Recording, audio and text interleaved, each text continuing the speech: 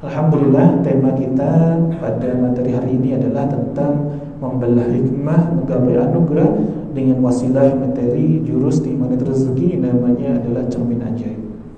Nah, mengapa penting sekali kita belajar ini, materi cermin ajaib? 4 langkah agar kita itu bisa menjalankan cermin ajaib ini. Bismillahirrahmanirrahim. Assalamualaikum warahmatullahi wabarakatuh. Bagi teman-teman yang belum subscribe dan baru saja menemukan channel ini, silahkan subscribe. Insya Allah Anda akan mendapatkan materi-materi yang terbaik dari channel ini.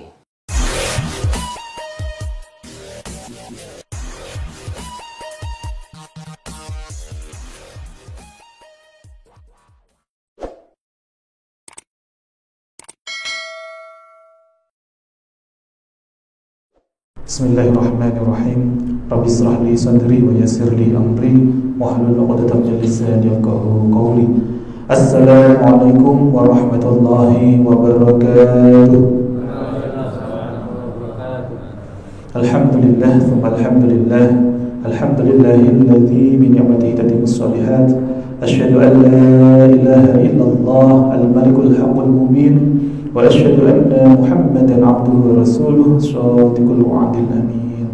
Allahumma salli wa sallim ala sayyidina Muhammad wa ala alihi wa ashabihi wa man tabi'ahum bi ihsanin ila yaumiddin, amma ba'd. Alhamdulillah, yang kami hormati segenap pengurus takmir dari Masjid An-Nur KPP Pratama Surakarta serta seluruh jemaah yang hadir, Bapak Ibu, semoga senantiasa Allah karuniakan kepada kita semuanya kemuliaan. Allah hadirkan kepada kita semuanya kebahagiaan, dilimpahkan penuh dengan kesehatan, serta senantiasa diberikan kemudahan dalam segala amaliyah kita, aktivitas kita, muamalah kita, serta senantiasa Allah lapangkan hati kita yang insya Allah berbanding lurus pula dengan kelampangan kita, semakin dekat, semakin taat pada Allah Subhanahu wa Ta'ala. Amin, Allahumma amin. Alhamdulillah, tiada ucap yang terbaik kecuali rasa syukur kita kepada Allah Subhanahu wa Ta'ala. Dalam hadis riwayat Tabrani juga disebutkan bahwa afdhalul dzikri adalah la ilaha illallah wa afdhalud du'a alhamdulillah. Jadi sebaik-baik doa adalah kalimat tahmid, kalimat rasa syukur kita kepada Allah Subhanahu wa Ta'ala. Maka mari kita senantiasa sungguh-sungguh, tiada hari tanpa kita mengucap rasa syukur kepada Allah Subhanahu wa Ta'ala. Biqaulina alhamdulillahi rabbil alamin. Alhamdulillah, kita awali dulu dengan berdoa dengan sungguh-sungguh. Semoga dengan khusyuknya kita berdoa, bermunajat berjamaah, Allah ijabah seluruh hajat-hajat kita. Bismillahirrahmanirrahim. Allahumma inna nas'aluka ilman nafi'an. Ya Allah, tambahkanlah kepada kami ilmu yang bermanfaat, ya Allah. Wa rizqan thayyiban, rezeki yang baik-baik, wa rizqan wasi'an, dan rezeki yang luas, ya Allah. Wa amalan mutaqabbalan, jadikanlah hadirnya kami dalam majelis ilmu ini termasuk amal soleh yang Kau terima, ya Rabb. Allahumma a'inna ala dzikrika, ya Allah, tolonglah kami untuk senantiasa terus dekat kepadamu, ya Rabb. Wa syukrika, mudah bersyukur atas segala qada-qadar yang Kau hadirkan, ya Rabb. Wa husni ibadatik, dan izinkanlah kami ini senantiasa memperbaiki amal-amal ibadah kami, ya Rabb. Ya Rabb, mungkin ada detik di saat ini sedang dihadirkan berbagai persoalan, ya Rabb, baik urusan finansial, hutang piutang, ya Rabb. Lapangkanlah rezeki kami agar kami bisa khusyuk beribadah kepadamu, ya Rabb. Mungkin ada detik di saat ini yang saat ini menghadapi ujian kurang sehat, ya Rabb, baik dirinya ataupun anggota keluarganya, berikanlah kesembuhan yang terbaik, ya Rabb. Mungkin ada pula saat ini detik ini yang sedang diuji oleh Allah, hubungannya ada yang belum baik, belum nyaman dengan pasangannya, dengan anak-anaknya, dengan orang tuanya, dengan mertuanya. Dengan wasilah kami hadir di majelis ilmu ini, menyimak materi ini, ya Rabb, lembutkanlah hati masing-masing dari keluarga kami, sehingga kami Kau perbaiki silaturahmi kami, ya Rabb, sehingga lapang hati kami, lapang rezeki kami, lapang menuju surganya kami, ya Rabb. Bismillahil Fatihah. A'udzubillahi minasyaitonir rajim. Bismillahirrahmanirrahim. Alhamdulillahirabbil alamin arrahmanir rahim maliki yaumiddin. Iyyaka na'budu wa iyyaka nasta'in. Shiratal mustaqim. Baik, alhamdulillah Bapak Ibu, semoga dengan doa kita bersama-sama ini menjadikan ya pembersih kita, pensuci kita, laksana bayi yang baru lahir kembali. Senantiasa Allah ijabah hajat-hajatnya, Allah cukupi segala kebutuhannya. Amin Allahumma amin. Alhamdulillah, tema kita pada materi hari ini adalah tentang membelah hikmah, menggapai anugerah dengan wasilah materi jurus di Magnet Rezeki, namanya adalah cermin ajaib. Dan materi cermin ajaib ini masih ada erat kaitannya dengan pertemuan-pertemuan kita sebelumnya. Jadi kalau yang baru menyimak materi ini, kalau belum memahami kemarin, ya mungkin ada 1-2 hal yang mungkin nanti kok begini gitu ya. Tapi bismillah, semoga Allah mudahkan kita memahami, dihadirkan hudan, petunjuk, rahmat, memahami setiap materi yang kita pelajari dan juga mengamalkan dalam kehidupan sehari-hari. Materi cermin ajaib ini masuk di bagian bab tentang positive feeling. Bagaimana kita menjaga hati kita. Karena erat kaitannya kalau kita ingin mengubah nasib kita harus memperhatikan 3 hal. Ketika Allah Subhanahu wa taala berfirman dalam Quran surah Ar-Ra'd, "Innallaha la yughayyiru ma biqaumin hatta yughayyiru ma bi anfusihim." Sesungguhnya Allah itu tidak akan mengubah nasib suatu kaum selama kaum tersebut tidak mengubah apa-apa yang ada di dalam dirinya sendiri. Apa yang harus kita ubah? Anfusihim, yang ada pada diri kita sendiri. Kalau itu kita perhatikan, kalau itu benar-benar kita kendalikan, ini akan mengubah kondisi nasib kita semakin baik. Jadi dalam Islam itu ada 2 hal terkait dengan takdir, namanya takdir mubram dan takdir mu'allaq. Atau bagi yang awam lebih mudah memahami, ada namanya takdir mutlak, takdir ikhtiar. Takdir mutlak itu contohnya kita itu tidak bisa ikut andil dalam proses mewujudkannya. Kita nggak bisa milih lahir lewat rahim ibu siapa. Satu betul. Oh saya milih ya, lahirnya lewat rahimnya ini, tidak bisa. Itu semuanya mutlak dari Allah Subhanahu Wa Taala. Termasuk takdir mutlak adalah kita itu wafat hari apa, jam berapa, di mana. Ini sudah benar-benar dinaskan dalam Lauhul Mahfuz bahwa kita nanti sudah suratkan di sana. Nah, tapi ada yang namanya takdir ikhtiar. Makanya disebutkan dalam Quran surah Ar-Ra'd ini tadi, "Innallaha la yughayyiru ma biqaumin hatta yughayyiru ma bi anfusihim." Sesungguhnya Allah itu tidak akan mengubah nasib suatu kaum selama kaum tersebut tidak mengubah apa-apa yang ada di dalam dirinya sendiri. Maka ada sejatinya bagian-bagian di mana Allah Subhanahu wa taala niku mengizinkan kita untuk berjuang, untuk ikhtiar dalam mewujudkan nasib yang lebih baik lagi.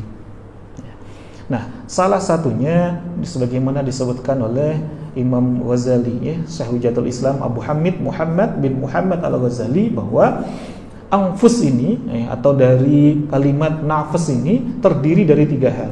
Nggak kelihatan tapi sangat berdampak terhadap kondisi nasib kita. Apa niku? Yang pertama adalah dhon, mengendalikan prasangka. Ini kemarin sudah kita pelajari di Law of Projection, bagaimana mengendalikan prasangka kita. Kemudian yang kedua adalah qalbun salim, bagaimana menjaga hati kita senantiasa di zona yang terjaga dan dijaga oleh Allah Subhanahu wa taala, di zona yang selamat, hati yang tenang, hati yang lapang, yang diseru oleh Allah Subhanahu wa taala, "Ya ayyuhatuhan nafsul mutmainnah", wahai jiwa-jiwa yang tenang. Nah, di cermin ajaib ini masih di bagian qalbun salim, sebelum masuk di bagian yang ketiga yang namanya di zona ruh, di zona spiritual yang positif. Nah, kalau kemarin masuk di Paradox of Candy, bagaimana memahami bahwa pola datangnya rezeki itu laksana permen dan bungkus permen, bahwa kalau kita ingin dapatkan isinya sesuatu yang nikmat, harus sepaket dengan itu, kita harus ridho menerima bungkusnya, menerima ujiannya. Itu di Paradox of Candy. Maka dosis penguat untuk menjaga hati lagi adalah kemarin kita bahas bagaimana rahasianya kisah Sayyidah Maryam di dalam mihrab, sehingga Allah hadirkan berbagai keajaiban, yakni senantiasa mengamalkan jendela buram, membersihkan jendela hatinya yang tidak tenang. Jadi melepaskan hiruk pikuk dunia sehingga fokus khusyuk hablum minallahnya justru Allah hadirkan keajaiban. Lalu kemarin juga sempat kita belajar tentang detox rezeki di pertemuan sebelumnya, bahwa kalau kita itu belum wafat pasti tidak akan pernah lepas dari yang namanya ujian kehidupan. Ujian kehidupan itu hanya ada 2. Dalam hidup itu ujian hanya ada 2. Allah Subhanahu wa taala berfirman, "Kullu nafsin dha'iqatul maut." Setiap jiwa itu pasti akan merasakan mati. Kami akan mengujimu dengan sebenar-benar ujian kebaikan dan sebenar-benar ujian keburukan. Wa ilaina turja'un, dan hanya kepada kamilah kamu akan dikembalikan. Maknanya apa? Ujian cuma ada 2. Ujian kesyukuran, ketika Allah limpahkan kepada kita berbagai kemudahan, berbagai kenikmatan. Ini banyak orang yang nggak lulus. Yang kedua adalah ujian, sebenar-benar ujian keburukan. Artinya apa? Ini ujian kesabaran. Cuman ada 2 dalam hidup ini. Dan semuanya itu harus menghantarkan kita kembali kepada Allah Subhanahu wa taala dengan selamat. Maka di jurus cermin ajaib ini kita akan berlatih bagaimana menghadapi dua-duanya ujian ini sehingga kita justru semakin mendapatkan hikmah dan juga semakin selamat untuk kembali kepada Allah Subhanahu wa taala. Nah, mengapa penting sekali kita belajar ini materi cermin ajaib gitu ya. Sebagai motivasi kita kupas dulu agar kita semakin bisa memperdalam dan juga mudah untuk mengamalkan dalam kehidupan kita sehari-hari. Yang pertama alasannya bahwa masih banyak orang-orang yang belum memahami rezeki hakiki itu. Banyak orang merasa bahwa nikmat itu, rezeki itu hanya sekedar yang baik-baik saja. Padahal bentuknya rezeki itu luas sekali. Bukan hanya tentang yang baik saja. Contoh, kalau ada suatu ujian, suatu persoalan, kok semakin dengan hadirnya ujian itu semakin menjadikan kita ingat kepada Allah, semakin menghadirkan kita itu semakin khusyuk salat-salat kita, maka itu bukanlah keburukan, melainkan itu adalah sebuah rezeki dari Allah, sebuah nikmat dari Allah Subhanahu wa taala. Walaupun bentuknya kelihatannya bagi kita yang belum memahami ilmu Allah melihatnya adalah sebuah persoalan. Tapi sejatinya selama itu menjadikan wasilah kita semakin dekat kepada Allah, ternyata itu juga adalah bagian dari rezeki. Karena kemarin juga kita menyadari di dalam detox rezeki, sesungguhnya tidaklah seorang muslim itu ditimpa suatu penyakit, kesedihan, kegundahan, bahkan duri yang menusuk di kulitnya, melainkan Allah bersihkan dia dari dosa-dosanya. Artinya apa? Setiap persoalan, setiap ujian yang gak mengenakan sekalipun, selama itu menjadikan diri kita semakin dekat kepada Allah, inilah penggugur dosa kita. Inilah bagian dari caranya Allah dalam mengijabah doa-doa kita setiap hari, di mana kita minta diselamatkan menuju surganya Allah. Maka teruslah kita untuk berbaik sangka kepada Allah Subhanahu wa taala. Alasan yang kedua adalah kenapa penting kita belajar cermin ajaib ini, gitu ya. Bahwa sifatnya nikmat itu, sifatnya kebaikan itu, bahkan rezeki sekalipun, itu laksana jodoh. Laksana apa Bapak Ibu? Nah, kalau kita ingin dekati jodoh kita, apa yang harus kita lakukan? Jodoh itu semakin mendekat kita dulu. Apa kira-kira yang harus dilakukan? Harus banyak-banyak kita merias diri, merawat diri, memperbaiki diri. Begitu pula dengan berbagai kenikmatan kemudahan dari Allah Subhanahu wa taala. Kita harus apa? Banyak-banyak fokusnya bukan kepada yang di luar sana, tapi fokusnya adalah memperbaiki apa-apa yang ada di dalam diri kita. Jadi rezeki itu hanya datang kepada siapa saja yang senantiasa dirinya memperbaiki dirinya. Kenapa? Karena dalam hadis riwayat Muslim, Rasulullah SAW pernah bersabda, Innallaha jamilun yuhibbul jamal. Sesungguhnya Allah yang maha indah itu menyukai, mencintai keindahan. Kalaulah seandainya rezeki, berbagai solusi, kemudahan, itu semua adalah makhluk-makhluknya Allah, pasukan-pasukannya Allah, sudah pasti dia akan mendekat dan mengikuti apa yang menjadi kesukaannya Allah Subhanahu wa ta'ala. Maka kalau kitanya sendiri pingin senantiasa didekati yang baik-baik, mulailah dari diri dulu, pancarkan hal-hal yang baik-baik. Makanya dalam ayat yang lain juga disebutkan, "Faman ya'mal mithqala dzarratin khairan yara." Barang siapa yang malah justru dimulai dari dirinya, memancarkan kebaikan walaupun seberat biji dzarrah, niscaya Allah akan apa? Dekatkan yang baik-baik. Selama ini kan kita pengen dapat kebaikan, tapi yang kita lakukan malah justru menghalalkan segala cara yang tidak mendekatkan yang baik-baik. Maka inilah pentingnya kita belajar terkait dengan cermin ajaib. Nah, apa sejatinya yang paling kita cari saat bercermin agar kita memahami nopo niku sejatinya cermin ajaib? Saat kita bercermin itu yang paling kita cari nopo kita. Saat ada cermin niku loh Bapak Ibu. Yang kita cari nopo? Yang baik-baik atau yang belum baik kira-kira?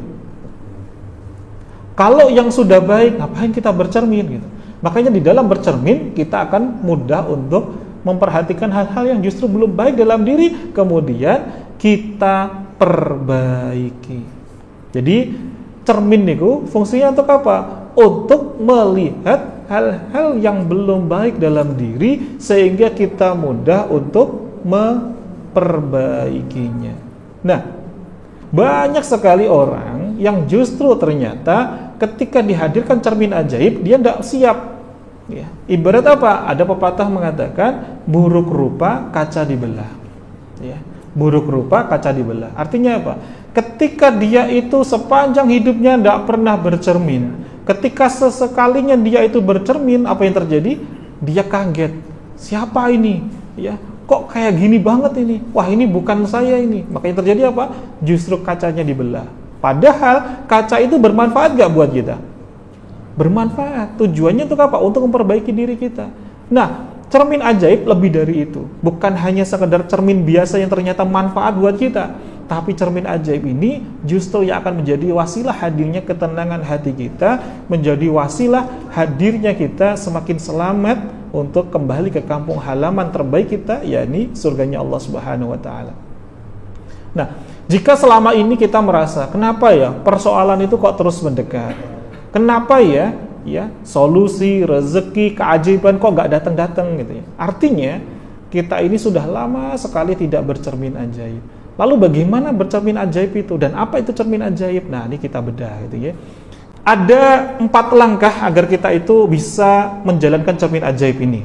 Wonten 4 langkah, ada sekawan langkah. Yang pertama adalah kita harus bersiap mental saat mau bercermin ajaib.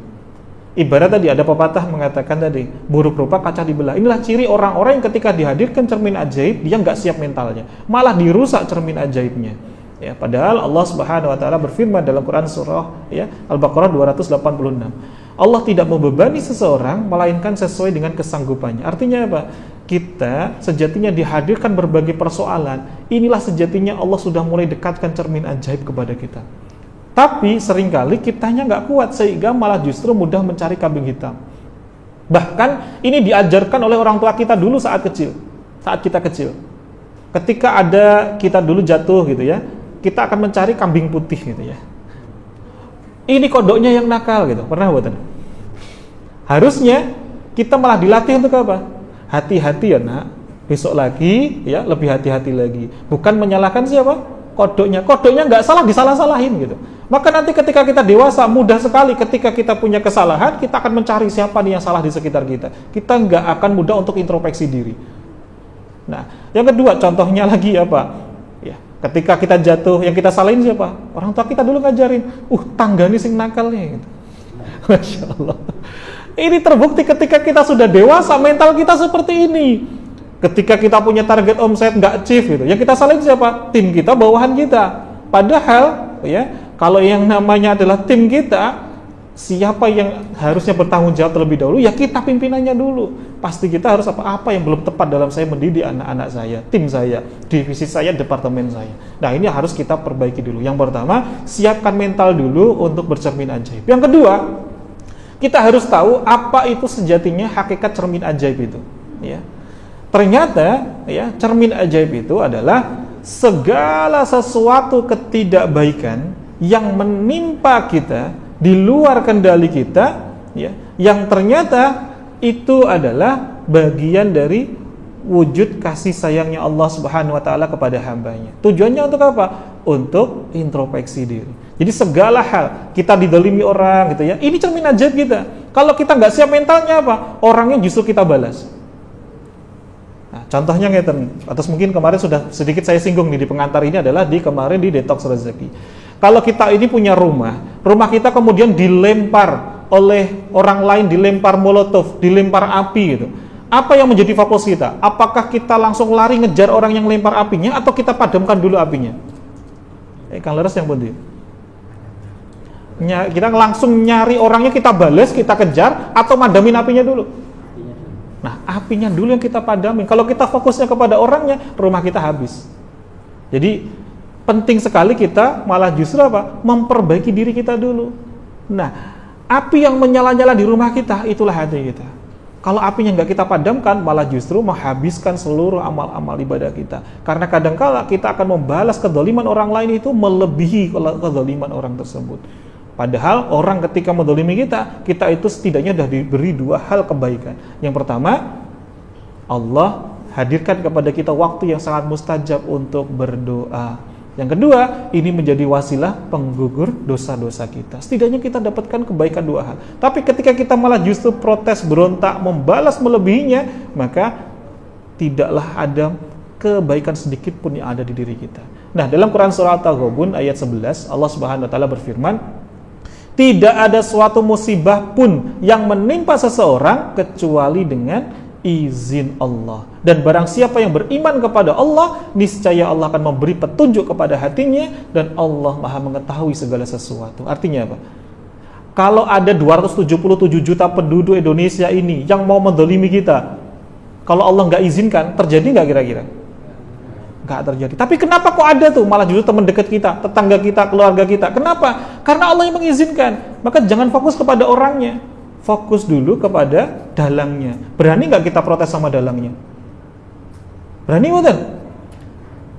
Nah, selama ini kita nggak sadar, malah justru nggak terima dengan yang mengirimkan. Ketika kita dihadirkan cermin ajaib ini, kita harus bermawas diri. Oh iya, Allah tunjukkan ketidakbaikan menimpa kita. Artinya apa? Ada sesuatu sebelumnya yang belum baik dalam diri kita, yang kemudian Allah ingatkan lewat perantara orang-orang di sekitar kita. Maka harusnya apa? Kita berterima kasih kepada Allah, diingatkan. Beda halnya kalau kita ada ketidakbaikan sebelumnya, kok Allah nggak ingatkan. Yang terjadi apa? Itu sudah di zona istidraj. Kita sudah didiemin Allah Subhanahu wa taala, itu di zona yang paling tidak mengenakan bagi seorang hamba yang beriman. Jangankan didiamkan Allah, didiamkan pasangan kita, keluarga kita aja rasanya gimana kira-kira? Gak menakannya luar biasa. Didiemin anggota keluarga kita saja rasanya gimana? Apalagi kalau kita mau ngapain aja, Allah sudah terserah kamu mau ngapain, mau ya berbuat ketidakbaik, nggak diingetin lagi sama Allah. Tidak ada wasilah untuk menggugurkan dosa yang terbaik kecuali apa? Lewat wasilah Allah hadirkan ujian-ujian berupa cermin ajaib kepada kita. Jadi langkah yang pertama, siapkan mental. Yang kedua apa tadi? Memahami, harus tahu dulu apa itu cermin ajaib. Jadi segala hal yang nggak mengenakan, tiba-tiba dimarahin atasan, tiba-tiba ada klien yang nggak mengenakan, itu ya. Maka, wah ini cermin ajaib nih. Untuk apa? Kita introspeksi diri. Kira-kira tadi saya salah apa ya sebelumnya? Astagfirullah. Terima kasih ya Allah, Engkau ingatkan saya lewat wasilah ini. Jadi fokus kita bukan lagi kepada orang yang mendolimi kita. Yang ketiga adalah apa? Ketika sudah tahu Allah kirimkan cermin ajaib ini, kita harus banyak-banyak bersyukur kepada Allah. Ya, fadhkuruni adzkurkum washkuruli wala takfurun. Maka ingatlah kamu kepadaku, niscaya aku pun akan ingat kepadamu, dan bersyukurlah kepadaku, janganlah kamu mengingkari nikmatku. Al-Baqarah 152. Jadi lewat wasilah ketidakbaikan tadi cermin ajaib, itu sejatinya Allah mengingatkan kita untuk kembali ingat lagi kepada Allah. Contoh, kita itu lebih mudah ingat sama Allah, kembali sholat kita semakin khusyuk saat dihadirkan persoalan atau saat dikasih nikmat kira-kira? Persoalan atau nikmat? Persoalan. Maka segala persoalan cermin ajaib, caranya Allah mengingatkan kita kembali. Ibarat kita itu seorang anak yang kemudian ya lalai dari amanah orang tua, kemudian orang tua itu jewer kita, itu wajar. Kenapa? Karena orang tua ingin anaknya selamat, mengikuti on the track dengan sesuai dengan arahan orang tua. Begitu pula dengan Allah Subhanahu wa taala. Ketika ada hamba-hambanya kok kemudian tiba-tiba apa?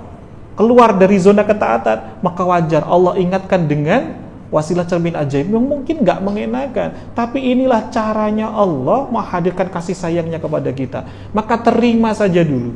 Dan saat kita sadar ini adalah cermin ajaib, kita syukuri. Alhamdulillah. Ini bagian dari cara apa? Allah mengingatkan kita kepadanya.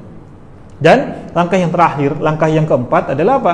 Setelah tadi bersyukur, yang keempat adalah inilah momen terbaik kita untuk memperbaiki diri. Kullu bani adamun khata'un wa khairul khata'ina tawwabun.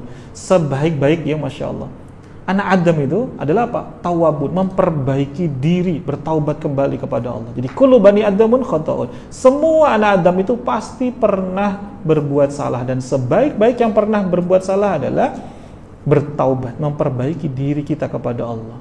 Dan di dalam berbenah itu, Allah cuma ingin tahu seberapa kesungguhan kita. Seberapa kesungguhan kita untuk mau kembali lagi kepada Allah Subhanahu wa ta'ala. Jadi apapun segala keadaan yang dengan hadirnya itu kok justru menjadikan diri kita semakin dekat kepada Allah, maka syukuri. Inilah jalan keajaiban yang Allah hadirkan kepada kita hamba-hambanya. Wallahu a'lam bishawab. Alhamdulillahirrabbilalamin. Sahabat-sahabat Filah Best Learning Center yang kami cintai, sahabat-sahabat Magnet Rezeki, setelah Anda menyimak video ini, marilah senantiasa kita beristighfar kepada Allah Subhanahu wa taala untuk melepas perisai-perisai rezeki kita. Rabbi ghfirli wa tub alayya innaka antat tawwabur rahim. Ya Rabb, ampunilah kami, terimalah taubat kami, sesungguhnya Engkau Maha Penerima taubat dan Engkau Maha Penyayang. Dan mari senantiasa kita bersolawat kepada baginda Nabi Muhammad sallallahu alaihi wasallam. Sallu ala Muhammad, Allahumma salli alaihi wa ala alihi wa sahbihi. Wassalamualaikum warahmatullahi wabarakatuh.